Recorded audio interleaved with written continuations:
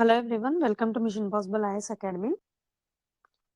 So ఈరోజు class start చేసుకోబోయే ముందు ఒక చిన్న అనౌన్స్మెంట్. మన దగ్గర ఏపీఎస్సి గ్రూప్ 2కి సంబంధించి రీసెంట్ గా మనకి మెంటర్షిప్ ప్రోగ్రామ్ అనేటువంటి స్టార్ట్ అయింది. ఇది మొత్తం మనకి ప్రిలిమ్స్ ఇంకా మెయిన్స్ రెండిటి ఓరియంటేషన్ తో రెండింటిని ఒకటేసారి ప్రిపరేషన్ కి సన్నద్ధం చేసేలాగా ఉంటుందన్నమాట. సో ప్రతిభ బ్యాచ్ అనేది రీసెంట్ గా మన ఉగాది రోజు స్టార్ట్ అయింది. సో ఈ మెంటర్షిప్ లో ఏమొస్తాయంటే మీకు పర్సనలైజ్డ్ గైడెన్స్ ఉంటుంది అండ్ ప్రతిరోజు కూడా మీకు ముందుగానే ఒక షెడ్యూల్ ఇచ్చి దాని ప్రకారంగా డైలీ టెస్ట్లు పెట్టడం జరుగుతుంది. అంటే ఏ రోజు ఏం చదవాలి, ఏ సోర్సెస్ నుంచి చదవాలి అనేది కూడా మేమే పీడిఎఫ్ మెటీరియల్ ని కూడా ప్రొవైడ్ చేస్తాము. అండ్ ప్రతిరోజు కూడా మీరు చదివిన ఆ టాపిక్ నుంచి టెస్ట్ ని కండక్ట్ చేయడం, ర్యాంకింగ్స్ ఇవ్వడం కూడా జరుగుతుంది అనమాట. సో ఇది మనకి English and Telugu mediums both mediums లో కూడా మనకి అవైలబుల్ ఉంటుంది అనమాట.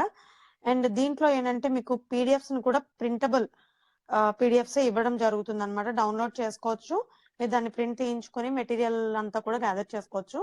ఎందుకంటే మార్కెట్ లో దొరికేటువంటి చాలా బేసిక్ నుంచి స్టాండర్డ్ బుక్స్ వరకు డిఫరెంట్ ఆథర్స్ రాసినటువంటి అథెంటిక్ సోర్సెస్ అన్నిటిని కంపైల్ చేసి మీకు మెటీరియల్ ని అందిస్తున్నాము. ఈ రకంగా మీకు ఎక్కడ కూడా ఇంత మంచి మెటీరియల్ అనేది దొరకదు అనమాట. సో ఆ మెటీరియల్ అండ్ టెస్ట్లు కూడా చాలా హై క్వాలిటీ టెస్ట్లు ఉంటాయి. ఏదో డైలీ టెస్ట్లు అన్నాం కదా అని చెప్పి సింపుల్ గా ఏబిసిడీలు ఆప్షన్స్ పెట్టేసేలా ఉండవు అనమాట. మెయిన్స్ లో ఎలాగైతే ఎంత డెప్త్ తో అయితే ఏపీఎస్సి అడుగుతుందో అంతకంటే ఇంకో 10 రెట్లు ఎక్స్ట్రా డెప్త్ తోనే మన క్వశ్చన్స్ అనేవి ఉంటాయి.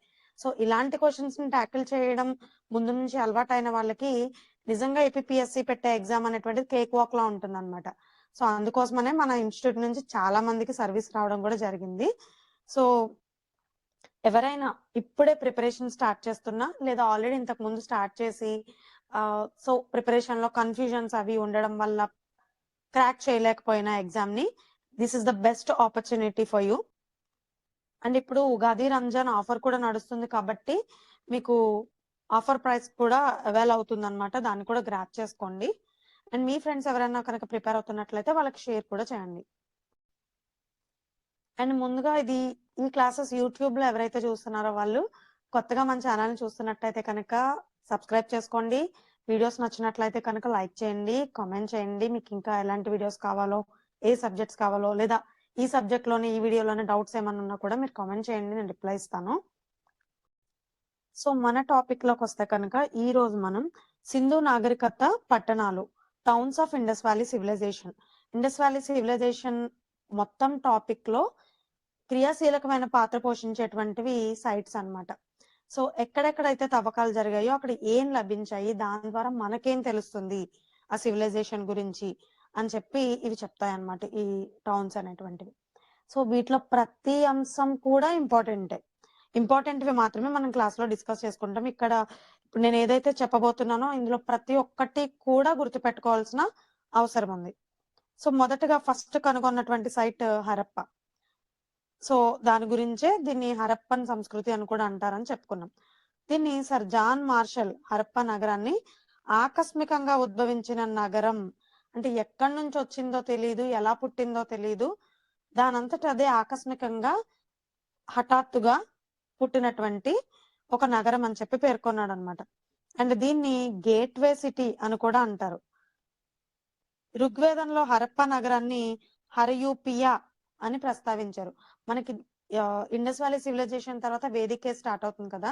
సో వేదికేజ్ లో కూడా అంతకన్నా ముందున్నటువంటి సైట్స్ గురించి ప్రస్తావన ఉన్నప్పుడు దానిలో హరయూపియా అనేటువంటి ఒక ప్రదేశం గురించి ప్రస్తావించబడింది. అదే హరప్ప అనేటువంటి సైట్ అని చెప్పి కూడా భావిస్తారు అనమాట.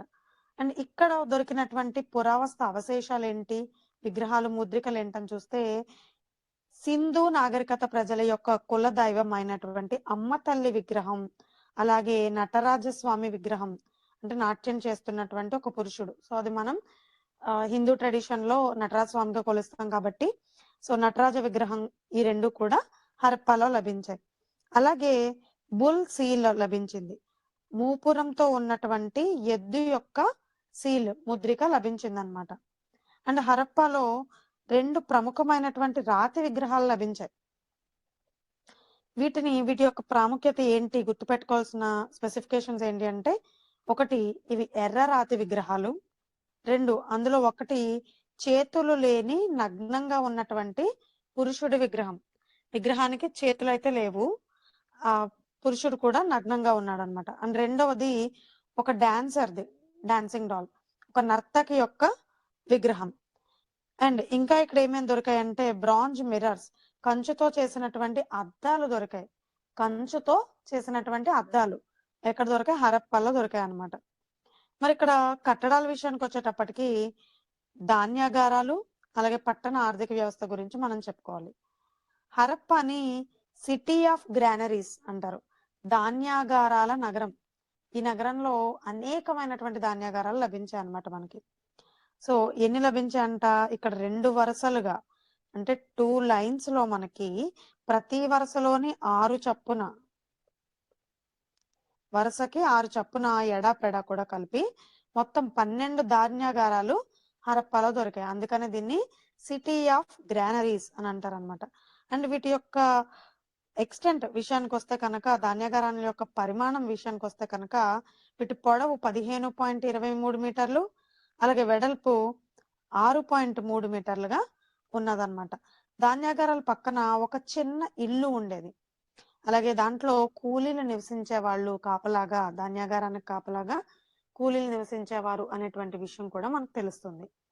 ఇకపోతే పరిశ్రమల విషయానికి వస్తే ఆర్థిక వ్యవస్థలో హరప్పాలో పడవల తయారీ పరిశ్రమ, అలాగే కాల్చిన కుండల పరిశ్రమ అక్కడ కనిపించాయి. అండ్ ఇంకొకటి పోటర్స్ వీల్, కుమ్మరి చక్రం కూడా మనకి ఇక్కడ కనిపించింది. మన భారతదేశ చరిత్రే కాదు, ప్రపంచంలో ఎక్కడ చరిత్రను చూసుకున్నా కానీ చరిత్రకి చక్రానికి, కుమ్మరి చక్రానికి ఉన్నటువంటి అవినాభావ సంబంధం గురించి ప్రత్యేకంగా చెప్పక్కర్లేదన్నమాట. చక్రంతోనే చాలా ఆవిష్కరణలు జరిగాయి. సో అందుకనే నాగరికతకి ఒక మూల పునాదిగా మనం కుమ్మరి చక్రాన్ని చెప్తూ ఉంటాం. దాని నుంచే ఎన్నో పాత్రలు వండుకోవడం, తినడం, సంచార జీవనం నుంచి స్థిర నివాసానికి ఏర్పరచుకునే క్రమంలో క్రియాశీలకమైనటువంటి పాత్ర పోషించింది ఈ కుమ్మరి చక్రమే. అది కూడా అక్కడ దొరికిందనమాట.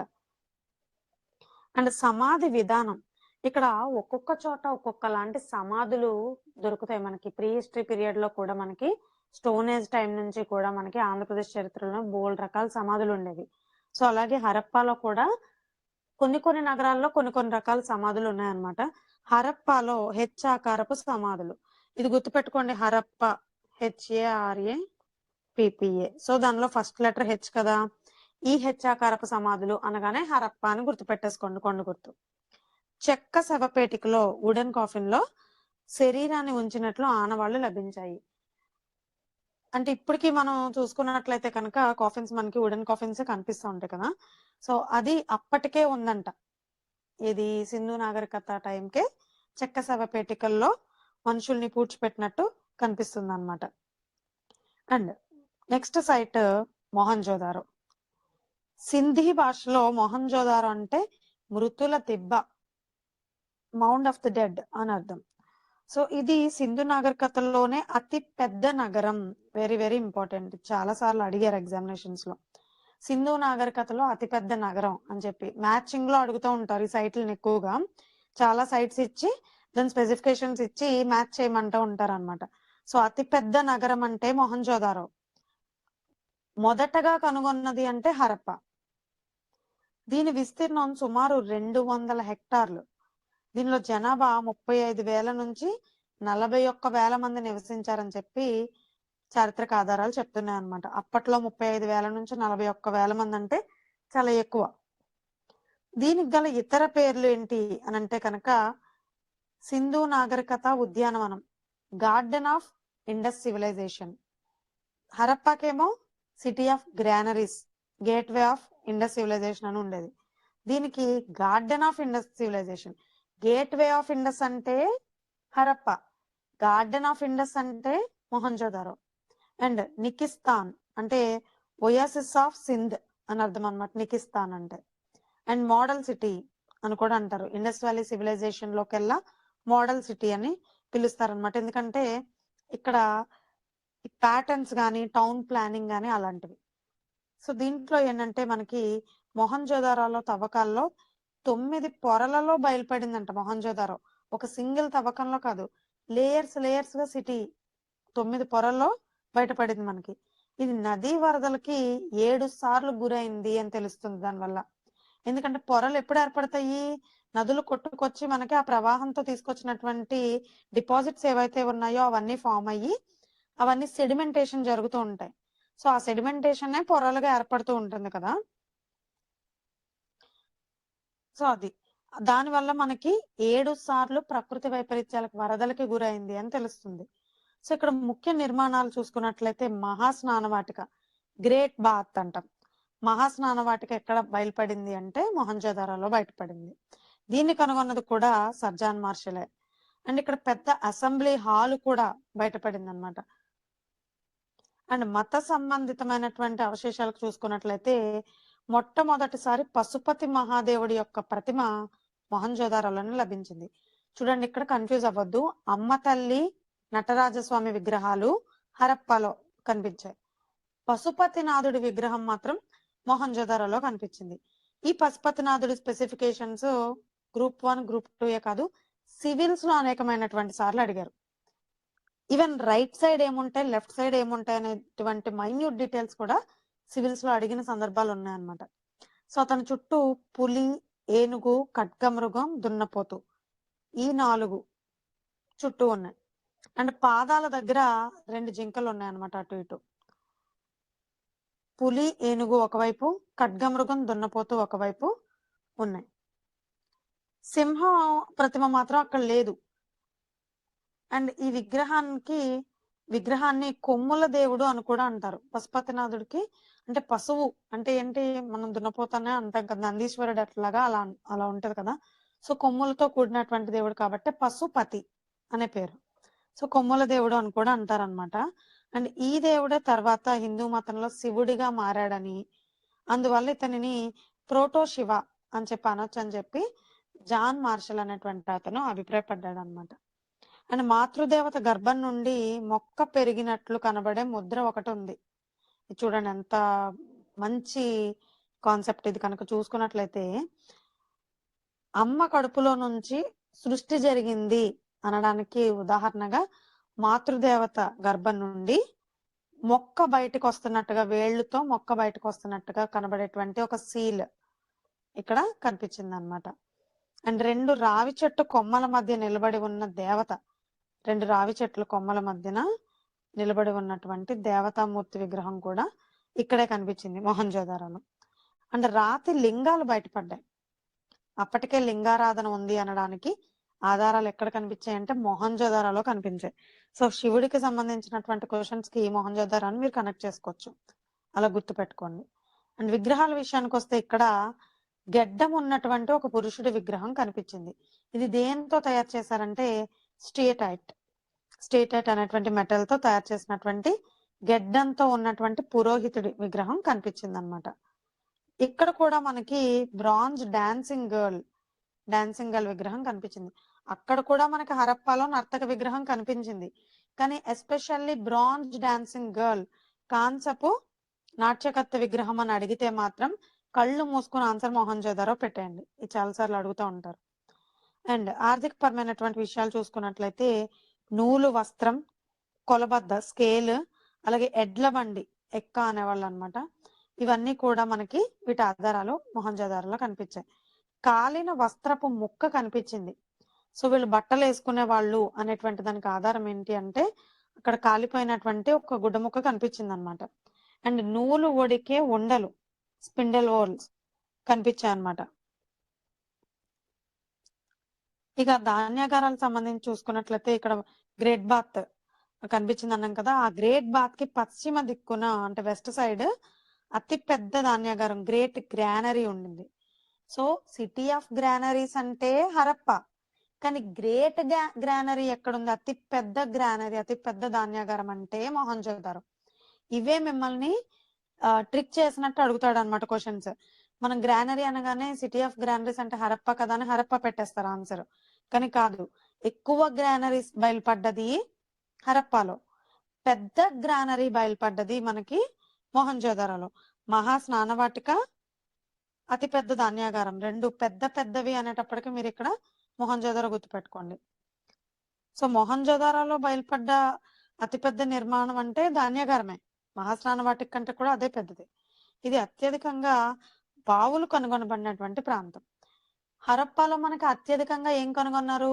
గ్రానరీస్ కనుగొన్నారు. మొహంజోదారోలో అత్యధికంగా ఏం కనుగొన్నారంటే బావులు, వెల్స్ కనుగొన్నారనమాట. సో ఇక్కడ సమాధి విధానాలు ఎలా ఉండేది అంటే పూర్తిగా ఖననం చేయబడినటువంటిది అనమాట. అంటే పోస్ట్ క్రిమేషన్ ఖననం కూడా ఇక్కడ కనిపించింది మనకి. అండ్ రాగితో చేసినటువంటి 2 ఖడ్గాలు మరియు కాంస్యంతో చేసినటువంటి రంపము కూడా కనిపించాయి. ఆయుధాలు కూడా వాడారని అర్థమవుతుంది అనమాట. రాగి ఖడ్గాలు అలాగే కంచుతో చేసినటువంటి రంపం. విదేశీ సంబంధాలు ఎలా ఉన్నాయి అంటే మెసొపటోమియా నాగరికతకి చెందినటువంటి 3 స్తూపాకార ముద్రికలు అంటే సిలిండ్రికల్ సీల్స్ అన్నమాట. ఈ సీల్స్ మెసొపటోమియన్ సీల్స్. మన హరప్పన్ సీల్స్ స్క్వేర్ లో ఉంటాయి మోస్ట్లీ. సో ఆ సీల్స్ ఇక్కడ మొహంజోదారోలో లభ్యమయ్యాయి. సో దాన్ని బట్టి విదేశీ వర్తకం జరిగిందని తెలుస్తుంది. అండ్ ఇవి సింధు నాగరికత మరియు మెసొపటోమియా నాగరికతల మధ్య వ్యాపార వాణిజ్య సంబంధాలని తెలుపుతున్నాయి అన్నమాట. నెక్స్ట్ మూడో పెద్ద సైట్ మనకి ముఖ్యమైన సైట్ చన్హుదారో. ఈ చన్హుదారోలో 3 సార్లు వరదలకు గురైనటువంటి నగరం. మొహంజోదారో 7 సార్లు వరదలకు గురైంది. చన్హుదారో 3 సార్లు వరదలకి గురైందనమాట. అండ్ ఈ పట్టణాన్ని ఏ నగరంతో పోలుస్తారంటే ప్రస్తుతం ఉన్నటువంటి ల్యాంక్షైర్ తో పోలుస్తారు. అండ్ దీనివల్ల ల్యాంక్షైర్ ఆఫ్ ఇండియా అని చెప్పేసి కూడా దీన్ని అంటారనమాట. అండ్ చన్హుదారో నగరానికి సంబంధించినటువంటి అతి పెద్ద ఇంపార్టెంట్ విషయం ఏంటంటే ఒక్క కోట కూడా లేని నో సిటాడెల్ సిటీగా చెప్తాం అనమాట. ఒక్క కోట కూడా లేకుండా ఉన్నటువంటి ఇండస్ వ్యాలీ సైట్ ఏదన్నా ఉంది అంటే సిటీ ఏదన్నా ఉందంటే వన్ అండ్ ఓన్లీ చన్హుదారో. అయితే ఇక్కడ ఇది పారిశ్రామిక పట్టణం. చన్హుదారో పారిశ్రామిక పట్టణం. ఏమేమి తయారు చేసేవాళ్ళంటే పూసల తయారీ పరిశ్రమకి కేంద్రంగా ఉండేది. ఎందుకంటే Indus Valley people are highly fashioned అనమాట. వాళ్ళు బీడ్స్ తో చేసినటువంటి దండలు వేసుకునే వాళ్ళు, చాలా రకాల ఆర్నమెంట్స్ వేసుకునేటువంటి వాళ్ళు, షెల్స్ వీటితో చేసినటువంటి అనేక ఆర్నమెంట్స్ వేసుకునేటువంటి వాళ్ళు, ముత్యాలు, పగడాలు వీటితో కూడా వాడేవాళ్ళు అనమాట. అండ్ గాజులు కూడా ఇక్కడ కనిపించేవి మనకి. సో ఇక్కడ లభించినటువంటి విగ్రహాల్లో కూడా నటరాజ విగ్రహం ఇక్కడ కూడా లభించింది. హరప్పాలోని నటరాజ విగ్రహం దొరికింది, చన్హుదారోలోని నటరాజ విగ్రహం దొరికింది. అండ్ ఇక్కడ ఇంపార్టెంట్ గా దొరికినటువంటిది ఏంటంటే ఇది లాస్ట్ టైం నాకు గుర్తున్నంత వరకు గ్రూప్ 2 ప్రిలిమ్స్ లో అడిగారు. సిరాబుడ్డి ఇంక్ పాట్ చన్హుదారోలో లభించింది. అండ్ పిల్లికి సంబంధించినటువంటి ఆధారాలు కూడా ఇక్కడ చన్హుదారోలో కనిపిస్తాయి. ఇది బొమ్మలకు కూడా తయారీ కేంద్రం, బొమ్మల ఫ్యాక్టరీ కూడా ఉందన్నమాట ఇక్కడ. అండ్ లిప్స్టిక్స్, కాంస్యంతో చేసినటువంటి ఎడ్ల బండి ఇక్కడ లభించాయి అన్నమాట. చెప్పాను కదా. సో ఫ్యాషన్ కి సంబంధించినటువంటివి, బొమ్మలు, ఇలాంటి వాటి అన్నిటికీ కూడా వినోదానికి సంబంధించినటువంటి అన్నిటికీ కూడా మనకి చన్హుదారో కేంద్రంగా ఉందని తెలుస్తుంది అనమాట. నెక్స్ట్ సైట్ వచ్చి లోథాల్. లోథాల్ ప్రెసెంట్ మనకి గుజరాతీలో ఉంది. దీనికి గుజరాతీ భాషలో అర్థం మృతుల దిబ్బ, mounts of dead. Mounts of dead అనే అర్థం వచ్చినటువంటి ఇంకొక నగరం ఏంటి? మొహంజోదారో. నేను ఇలా కంపేర్ చేస్తూ ఎందుకు చెప్తున్నానంటే ఇవన్నీ వినుకుంటూ వెళ్ళిపోతే మీకు ఒకటి కూడా గుర్తుండదు, కన్ఫ్యూజ్ అయిపోతారు. సో ఎక్కడెక్కడ సిమిలారిటీస్ ఉన్నాయో వాటిని కంపేర్ చేస్తూ చెప్తూ ఉన్నాం అనుకోండి మీకు త్వరగా గుర్తుంటది, ఎక్కువ కాలం గుర్తుంటది అనమాట. సో మొహంజోదారో అన్నా, లోథాల్ అన్నా మృతుల దిబ్బ అనే అర్థం. కానీ మొహంజోదారో మృతుల దిబ్బ అనే అర్థం సింధీ భాషలో, లోథాల్కి మృతుల దిబ్బ అనే అర్థం గుజరాతీ భాషలో. ఈ డిఫరెన్స్ గుర్తుపెట్టుకుంటే చాలు. దీనికి కూడా ఇతర పేర్లు ఉన్నాయి మన మొహంజోదారో లాగానే. మినీ హరప్ప అంటారు, మినీ మొహంజోదారో అని కూడా దీన్ని అంటారు. మినీ హరప్ప అని లోతాల్ని అంటారు, మినీ మొహంజోదారో అని లోతాల్ని అంటారు. అండ్ ఇది కాస్మోపాలిటన్ నగరం ఇండస్ వ్యాలీ సివిలైజేషన్ లోనే. అండ్ ఇక్కడ మనకి దొరికింది ఏంటి అంటే గుజరాత్ అంటే మనకు గుర్తొచ్చేది బీచ్లు కాబట్టి పోర్ట్ సిటీగా చెప్తాం అనమాట. నౌకాశ్రయం ఇక్కడ ఉంది. సముద్రం మీద వ్యాపారం జరగడానికి కేంద్రంగా ఉండేది, సముద్ర వర్తకానికి వ్యాపారానికి కేంద్రంగా ఉండేది అన్నమాట లోతాల్. అండ్ ఈ నౌకాశ్రయం ఇటుకలతో నిర్మించబడింది అక్కడ పోర్ట్. సో ఇటుకలు బాగా భారీ స్థాయిలో వాడినటువంటి నగరంగా మనకు తెలుస్తుంది అనమాట. ఒక పోర్టే ఇటుకలతో కట్టారు. అండ్ సింధు ప్రజల మొదటి కృత్రిమ ఓడరేవు, సహజ సిద్ధం కాదు, కృత్రిమ ఓడరేవు కూడా ఇదే అనమాట. అండ్ ఈ ఓడరేవు సమలంబ చతుర్భుజాకారంలో ఉంటుంది, అంటే రాంబస్ అన్నమాట. సమలంబ చతుర్భుజం అంటారు దీన్ని, రాంబస్. సో ఆ ఆకారంలో ఉంటుంది. అండ్ ఉత్తర దక్షిణ దిశల్లో పొడవు 213 మీటర్లు, తూర్పు పడమర దిశల్లో వెడల్పు 36 మీటర్లుగా ఉందన్నమాట. అండ్ ఈ రేవుకు 7 మీటర్ల వెడల్పు గల ప్రవేశ ద్వారం కూడా ఉంది. ఇవి అంత గుర్తుపెట్టుకోవాల్సిన అవసరం లేదు, బట్ ఈ స్టార్టింగ్ నెంబర్స్ గుర్తుపెట్టుకోండి అంతే సరిపోతుంది. లోతాల్కి అంతర్జాతీయ రేవు పట్టణంగా ఆ టైంలో వెలసిల్లిందనమాట, గుర్తింపు వచ్చింది. అండ్ ఇది ప్రపంచంలోనే మొట్టమొదటి టైడల్ పోర్ట్. ఇప్పుడు ఈ పోర్టుకి సంబంధించి ఒకసారి చూసుకుంటే మనం, ఒకటి సింధు నాగరికత టైంలో ఉన్నటువంటి కృత్రిమ ఓడరేవు నెంబర్ 1, అండ్ ఇది ఇటుకలతో నిర్మించబడింది నెంబర్ 2. నెంబర్ 3 అంతర్జాతీయ రేవు పట్టణం. And number 4 టైడల్ port. ఓకే, ఆటు పోర్ట్లకి అనుకూలంగా ఉండేటువంటి పోర్ట్ అనమాట, దాన్ని టైడల్ పోర్ట్ అంటారు. అండ్ సింధు నాగరికత ప్రజలు సముద్ర వ్యాపారానికి ఇదే ప్రధాన కేంద్రం, వర్తక కేంద్రం అన్నమాట. అండ్ ఇక్కడ పర్షియన్ గల్ఫ్ ముద్రిక లభించింది మనకి, పర్షియన్ గల్ఫ్ ముద్రిక లభించింది, సీల్. ఓడలు ఆగడానికి ఉపయోగించినటువంటి స్థావరాన్నే డ్రై డాక్ అంటాం. సో అది కూడా ఇక్కడ మనకి బయలుపడింది అనమాట. పోర్టు బయలుపడింది, అండ్ డ్రై డాక్ కూడా, డాక్ యార్డ్ కూడా మనకి బయలుపడింది అనమాట. ఇక ఓన్లీ వ్యాపారమే కాకుండా ఇతర ఆర్థిక అంశాలు చూసుకున్నట్లయితే కనుక వ్యవసాయం, ఇక్కడ వరి పండించినట్టు మనకి ఆధారాలు లభిస్తున్నాయి. ఇది భారతదేశంలో ఉంది సైట్. వరి పండించిన ఆధారాలు మనకి, వరి పొట్టు ఉంటది కదా, ఆ పొట్టు ఎక్కడ, ధాన్యం మీద పొట్టు ఉంటది కదా పైన, అది ఎక్కడ లభించింది అనేటువంటి క్వశ్చన్ అడిగారు ఇంతకు ముందు. అది లోతాల్లో లభించింది అన్నమాట మనకి.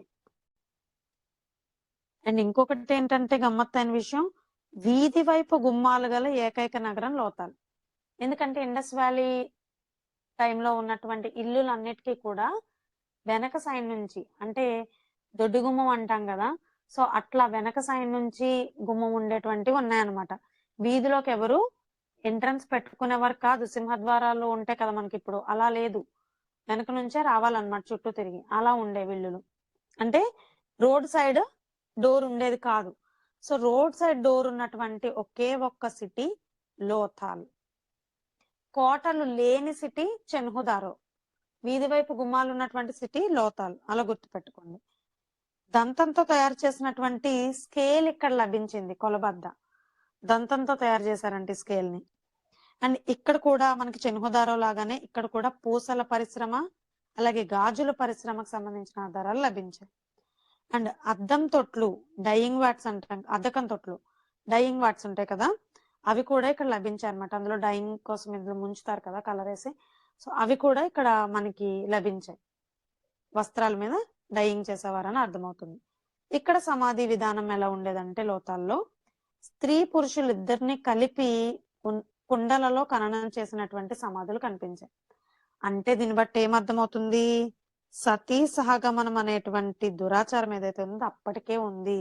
ద్విఖననం అంటాం దీన్ని, డబుల్ బరియల్. సో ఈ డబుల్ బరియల్, సతీ సహగమనం అనేటువంటిది అప్పటికే ఉంది. మేబీ భర్త చనిపోతే భార్యను కూడా కాల్చేసేవారు అనమాట అని తెలుస్తుంది. సమాధి చుట్టూ కాల్చిన ఇటుకలు పేర్చిన విధానం కూడా ఉంది.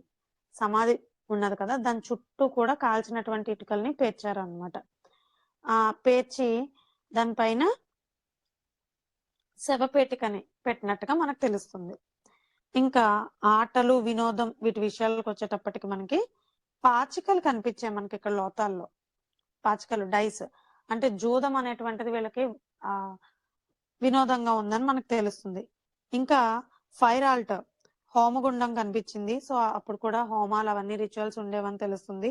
చెస్ బోర్డు కనిపించింది. అండ్ టెరాకోటాతో చేసినటువంటి గుర్రపు బొమ్మ కనిపించింది. బియ్యపు గింజలు కనిపించాయి. అఫ్ కోర్స్ ఇందాకే చెప్పుకున్నాం వరి పొట్టు దొరికిందని చెప్పి, కాబట్టి బియ్యపు గింజలు కూడా మనకి కనిపించాయి అన్నమాట. అండ్ చరిత్రకారుల అభిప్రాయం ఏమనుంది అంటే ఎస్ఆర్ రావు గారి ప్రకారం కేవలం లోతాల్ నగరంలోనే అంగళ్ళ వంటి నిర్మాణాలలో పనివారు ఉత్పత్తికి ఉపయోగించిన పనిముట్లు, ఉత్పత్తి చేసిన వస్తువులు ప్రత్యక్షంగా చూడవచ్చునన్నారు. అంటే మార్కెట్స్ ఉంటాయి కదా, మార్కెట్స్ లో పనిముట్లని వాటిని విక్రయించే వాళ్ళు టూల్స్ అన్నిటినీ కూడా, ఆయుధాలని టూల్స్ ని వాటిని అమ్మడాలు కొనడాలు చేశారు, అంగళ్ళు ఉండేవి అనేటువంటిది only site is Lothal, markets ఉన్నటువంటి సైట్ ఇదే అని చెప్పి ఎస్ఆర్ రావు గారు వాదించారనమాట. అండ్ నెక్స్ట్ సైట్ వచ్చేసి కాళీబంగన్. సో కాళీబంగన్ కూడా ఇప్పుడు మన ప్రెసెంట్ డే ఇండియాలోనే ఉంది, రాజస్థాన్ లో ఉంది. సో కాళీబంగన్ అంటే నల్లని గాజులు, బంగన్ అంటే గాజులు, కాలా అంటే బ్లాక్.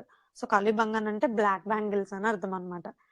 ఈ ప్రాంతంలో హరప్ప పూర్వ సంస్కృతి, హరప్ప పరిణితి చెందిన సంస్కృతి రెండు కూడా హరప్ప సంస్కృతి అని, అదే Indus valley civilization phase, Indus Valley కన్నా ముందు ఫేజ్ ప్రీ హరప్పన్ ఫేజ్ అంటాం కదా, ఆ రెండు కూడా ఒకేసారి కనిపించాయి ఇక్కడ. ఇది దీని స్పెషాలిటీ. అండ్ సింధు ప్రజలు పూజించే అమ్మతల్లి విగ్రహం ఇక్కడ కూడా లభించింది, కాళీబంగన్ లో లభించింది అండ్ హరప్పాలో కూడా లభించింది. హరప్ప ఏమో పాకిస్తాన్ లో ఉంది, కాళీబంగన్ ఏమో ఇండియాలో ఉంది, అలా గుర్తుపెట్టుకోండి. ఇక వ్యవసాయం ఆర్థిక జీవనం విషయానికి వస్తే భారత ఉపఖండంలో అతి పురాతనమైన వ్యవసాయ క్షేత్రం కాళీబంగనే. లోతాల్లో వరి లభించింది, కానీ అత్యంత పురాతనమైనటువంటి భారతదేశంలో లభించిన ఇండస్ వ్యాలీ సైట్స్ అన్నిటిలోకి, ఇండియాలో లభించిన సైట్స్ అన్నిటిలోకి పురాతనమైనటువంటి వ్యవసాయ క్షేత్రం కాళీబంగన్. నాగలితో దున్నినటువంటి ఆనవాళ్లు కనిపించాయి. సో ప్లౌ కనిపించింది అన్నమాట మనకి, నాగలతో దున్నిన ఆనవాళ్లు కనిపించాయి. ఇతర పురావస్తు ఆధారాలు ఏంటి అంటే ఒంటె యొక్క కళేబరాలు కనిపించాయి. నేను చెప్పాను కదా రాజస్థాన్ లో ఉంది అని. సో ఎడారి ఉన్నది కాబట్టి ఒంటె కళేబరాలే కనిపిస్తాయి. అండ్ సర్పలేఖనానికి సంబంధించినటువంటి, మనం ఇండస్ వ్యాలీ పీపుల్ కి స్క్రిప్ట్ ఉంది అని చెప్పుకున్నాం ప్రీవియస్ క్లాస్ లో, సర్పలేఖనం అని చెప్పుకున్నాం. మరి దాని ఆధారాలు ఎలా తెలిసినాయి మనకి, ఎక్కడ లభించాయి అంటే కాళీబంగంలో లభించాయి. 7 హోమగుండాలు బయలుపడ్డాయి అనమాట. ఈ క్వశ్చన్ కూడా అడిగేందుకు అవకాశం ఉంది. 7 హోమగుండాలు బయలుపడ్డాయి అనమాట కాళీబంగంలో. హోమగుండం మనకి లోతాల్లో కూడా బయలుపడింది, కానీ 7 హోమగుండాలు మనకి కాళీబంగంలో బయలుపడ్డాయి. అండ్ జంతు బలికి సంబంధించినటువంటి ఆనవాళ్ళు ఉన్నాయి. సో ఇది కల్చర్ కి సంబంధించి మనకి ఇంపార్టెంట్ ఆస్పెక్ట్, ఎందుకంటే విగ్రహాలు ఎవరెవరిని పూజించారు అనేది తెలుస్తుంది, కానీ రిచువల్స్ కి సంబంధించి మనకి ఇప్పటి వరకు దొరికింది హోమగుండం ఒకటే. తర్వాత ఇంకొకటి ఏంటి ట్రెడిషన్ అంటే కనుక సతీకి సంబంధించింది మనకి తెలిసింది, కల్చరల్ ఆస్పెక్ట్, సతీ సగమనం చేశారని అర్థమైంది. అండ్ మూడోది వచ్చి జంతువుల్ని బలిచ్చే వాళ్ళు దేవుళ్ళకి అనేటువంటిది కూడా తెలుస్తుంది అనమాట. ఇప్పటికొచ్చి మనకి 3 తెలిసినాయి. నెక్స్ట్ సైట్ వచ్చి బన్వాలి. సో ఈ బన్వాలి హరప్ప పూర్వ సంస్కృతి, హరప్ప సంస్కృతి. ఇక్కడ కూడా కాళీబంగన్ లాగానే బన్వాలీలో కూడా ఈ 2 సంస్కృతులు మనకి కనిపిస్తాయి అన్నమాట. అండ్ పట్టణ ప్రణాళిక లక్షణాలకు వచ్చేటప్పటికి గ్రిడ్ ప్యాటర్న్ అనేటువంటిది పాటించకపోవడం వల్ల రహదారులు అస్తవ్యస్తంగా ఉన్నటువంటి ఏకైక నగరం బన్వాలీగా తెలుస్తుంది. ఎందుకంటే హరప్పాలో అన్ని సిటీస్ గ్రిడ్ ప్యాటర్న్ లోనే ఉంటాయి అన్నమాట. ప్రాపర్ రోడ్స్ ఉండి, స్క్వేర్ షేప్ లో ఉండి, ఈస్ట్ సైడ్ వెస్ట్ సైడ్ ఇవన్నీ కూడా అప్స్ అండ్ డౌన్స్ ఉండేవి, ప్రాపర్ గా స్ట్రక్చర్ ఉండేది అనమాట.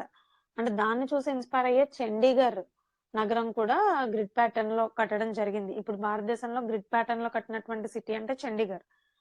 అండ్ ఫనీ థింగ్ ఏంటంటే ఇక్కడ గుర్తు పెట్టుకోవడానికి మీకు కొండ గుర్తు కోసం చెప్తున్నా, బన్వాలి హర్యానాలోనే ఉంది, కానీ గ్రిడ్ ప్యాటర్న్ లేనటువంటి ఏకైక సిటీ అంటే బన్వాలి.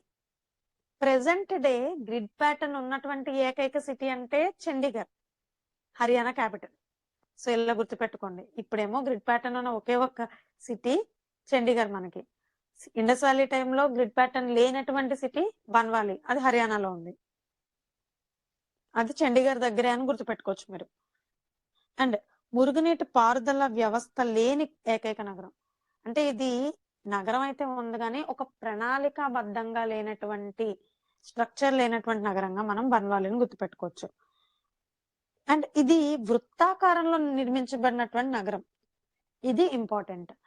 మనకి హరప్పన్ సైట్స్ అన్ని కూడా, ఇండస్ వ్యాలీ సైట్స్ అన్ని కూడా స్క్వేర్ షేప్ లో ఉంటాయి మనకి.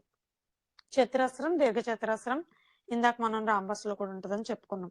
కానీ ఇక్కడ మాత్రం ఒక బన్వాలి మాత్రమే సర్క్యులర్ షేప్ లో నిర్మించబడింది అనమాట. అందుకోసమే అక్కడ గ్రిడ్ ప్యాటర్న్ లేదు, ఒక మురుగునీటి వ్యవస్థ కూడా ఒక స్ట్రక్చర్డ్ వేలో లేదనమాట.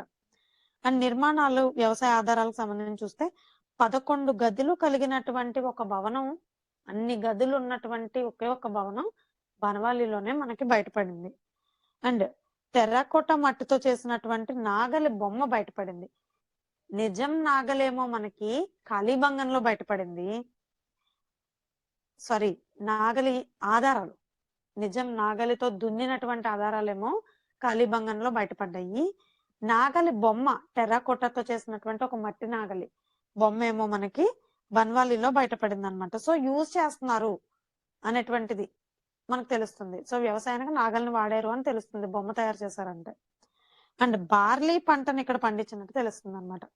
బార్లీ క్రాప్ ని ఇక్కడ పండించారని తెలుస్తుంది. నెక్స్ట్ సైట్ వచ్చి మనకి సుర్కటోడ. ఇక్కడ మనకి గుర్రం అవశేషాలు లభించినటువంటి ఒకే ఒక్క ప్లేస్ సుర్కటోడ. నేను ఫస్ట్ క్లాస్ లో అసలు ఇండస్ వ్యాలీ పీపుల్ కి తెలియనటువంటి జంతువు అంటే గుర్రం అని చెప్పా. కానీ ఒకే ఒక్క సైట్ లో మాత్రం గుర్రం కనిపించింది, అదే సుర్కటోడ. అయితే అవశేషాలు కదా మనకు దొరికేవేం గుర్రం కనిపించేది కదా, దాని ఎముకలను బట్టి ఇది పలానా జంతువు అని గుర్తిస్తాం.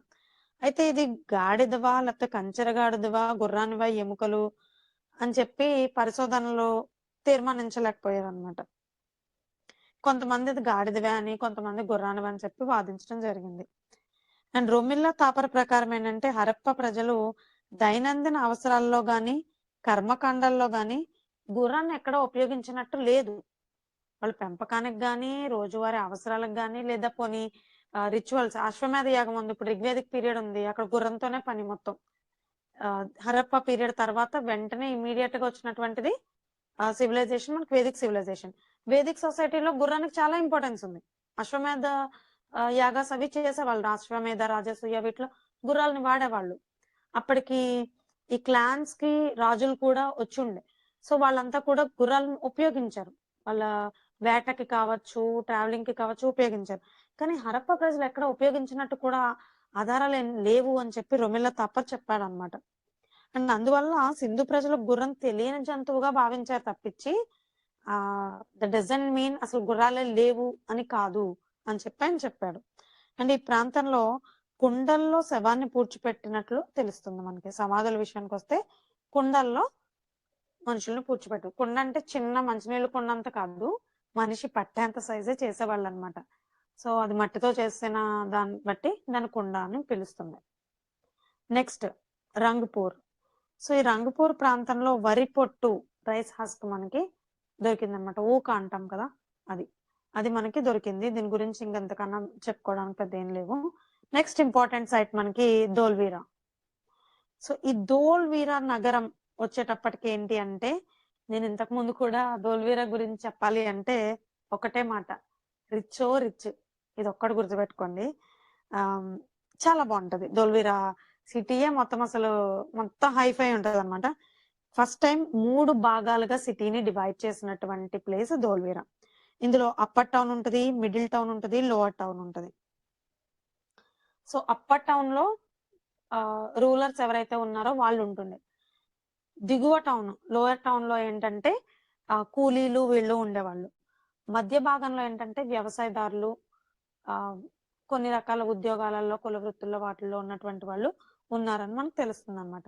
అండ్ ధోల్వీరాలో బయలుపడ్డటువంటి అవశేషాలు ఏంటంటే, ముందే చెప్పాను కదా రిచ్ అని, అంతా హైఫైగా షాపింగ్ కాంప్లెక్స్, పెద్ద స్టేడియం, పట్టాభిషేక్ మహోత్సవాలకి వాటికి వాడేవారేమో మరి, పెద్ద స్టేడియం, అలాగే రిజర్వాయర్స్, చాలా అప్గ్రేడెడ్ సిటీ అనమాట ఇది. సిల్వర్ ఆభరణాలు, రాతి ముంగిస, ఇవి అసలు మిగతా చోట్ల ఎక్కడా కూడా మ్యాచ్ అవ్వట్లేదు కదా. దీంతో దేనన్నా మ్యాచ్ చేసి మీకు కంపేర్ చేసి కంపారిటివ్ స్టడీస్ చెప్దామన్నా గానీ ఎక్కడా మ్యాచ్ అవ్వట్లేదు, అంత హైఫైగా ఉంది. సో ధోల్వీరా అంటేనే రిచ్ అని గుర్తుపెట్టేసుకోండి. And next site అమ్రి. ఇది మొదటిసారిగా మూపురం ఉన్న ఎద్దు ముద్రిక అమ్రిలోనే లభించింది. అండ్ ఇక్కడ మీకు డౌట్ వచ్చేసింది, నాకు అర్థమైంది. మూపురం ఉన్న ఎద్దు ముద్రిక మనకి హరప్పాలో కూడా లభించింది. ఇక్కడ మూపురం ఉన్న ఎద్దు ముద్రిక మొదటిసారిగా మాత్రం అమ్రిలో లభించింది. ఫర్ ద ఫస్ట్ టైం అని అడిగితే అమ్రి.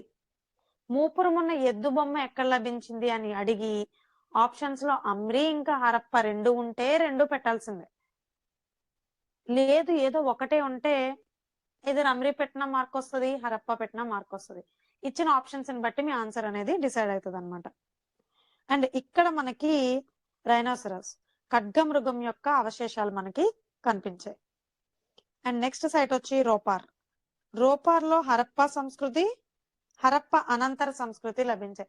ఇందాక మనం ఒక 2 సైట్లలో ఏమనుకున్నాం, pre Harappan culture, Harappan culture అనుకున్నాం. కానీ ఇక్కడ రోపార్ లో Harappan culture, later Harappan culture, post Harappan culture కనిపించాయి అనమాట. అండ్ ఇది స్వాతంత్రానంతరం బయలుపడ్డటువంటి తొలి నగరం. అంటే భారతదేశానికి స్వాతంత్రం వచ్చే కన్నా ముందు జరిగిన తవ్వకాలు కదా ఇవి. స్వతంత్రం వచ్చిన తర్వాత బయటపడింది ఇది లేట్ గా రోపార్ అనేటువంటిది. అండ్ రోపార్ సట్లెజ్ నదీ తీరంలో పంజాబ్ రాష్ట్రంలో ఉంది ప్రెసెంట్. ఇక్కడ యజమాని మరణానంతరం అతనితో పాటు అతను పెంపుడు కుక్క ఏదైతే ఉందో దాన్ని కూడా పూడ్చిపెట్టేటువంటి ఆచారం ఉండేటువంటిది అనమాట. ఇక్కడ కూడా డబుల్ బరియల్ ఉంది రోపార్ లో కూడా, కానీ భార్యాభర్త కాదు, అంటే స్త్రీ పురుషులు కాదు. యజమానితో పాటు ఒక డాగ్, అతని పెంపుడు కుక్కని కూడా పూడ్చిపెట్టేవారు అనమాట. అండ్ నెక్స్ట్ సైట్ వచ్చి అలంగీర్పూర్.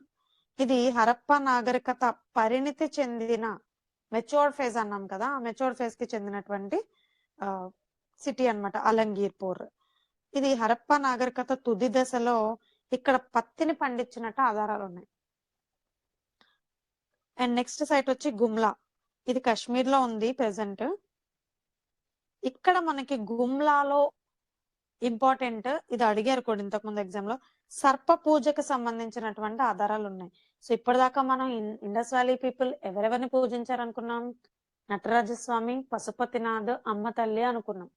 కానీ నాగుపాముని కూడా పూజించారు, సర్పాన్ని కూడా పూజించేటువంటి ఆచారం, పామును పూజించేటువంటి ఆచారం అప్పటికే ఉంది అన్న విషయం మనకి గుమ్లాలో లభించినటువంటి ఆధారాలను బట్టి తెలుస్తుంది. ఇది కాశ్మీర్ లో ఉంది. అండ్ నెక్స్ట్ కోజ్ లేదా కోజీ. సో ఇక్కడ మనకి రాతి బాణాలు లభించాయి. ఇప్పటి వరకు రాతికి సంబంధించినటువంటి వస్తువులు ఏం చెప్పలేదు కదా, అన్ని టెరాకోటా చెప్పాము, అండ్ సిల్వర్ ఐటమ్ ఒకటి చెప్పాము, నెక్స్ట్ రాగికి సంబంధించినటువంటి పనిముట్లు చెప్పాము,